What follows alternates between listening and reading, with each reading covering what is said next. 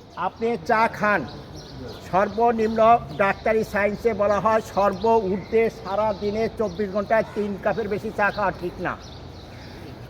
কথাটা বুঝেন, সেই জায়গায় 2 কাপ হলে ভালো হয়, 3 কাপ খেতে পারেন। অতিরিক্ত যারা চা খান তারা কিডনি রোগে আক্রান্ত হবেন। এবং পরিষ্কার বলা আছে প্রতি কাপ চার জন্য 5 সেকেন্ড করে আপনার আয়ু কমে যাচ্ছে, কিডনির উপর প্রভাব ফেলতেছে। তাহলে একটা কিডনির উপর 5 সেকেন্ড করে পড়তে পড়তে কী পরিমাণ ক্ষতিগ্রস্ত হচ্ছে। এক, যারা দুধ চা খান খুব সাবধান। দুধ অত্যন্ত পুষ্টিকর খাবার, 6-6টা উপাদান।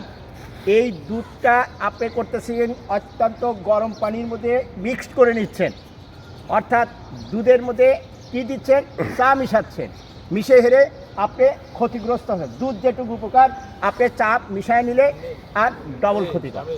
আর ওইটা কিডনির উপর প্রভাব পড়ে, আর কিডনির উপর প্রভাব পড়ার কারণে আপনি কিডনি ক্ষতিগ্রস্ত হবে। অতএব অনুরোধ থাকবে আপনারা দুধ চা খাবেন না, প্লিজ সাধারণত এড়িয়ে চলবেন দুধ চা।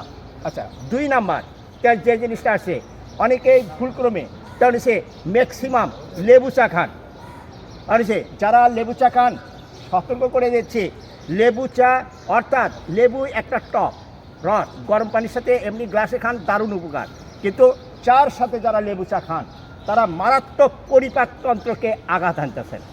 এবং পরিপাকতন্ত্রে একটা পর্যায়ে যারা রেগুলার 8-9 কাপ করে চা খাচ্ছেন, এই লেবু চা যদি খেতে পারেন দেখবেন পরিপাকতন্ত্রে কোনো এক সময় ছিদ্র হয়ে গেছে, এবং এই ছিদ্র হওয়ার কারণে আপনি ধীরে ধীরে পুষ পরে ইটি পরে ক্যান্সারে আক্রান্ত হবেন।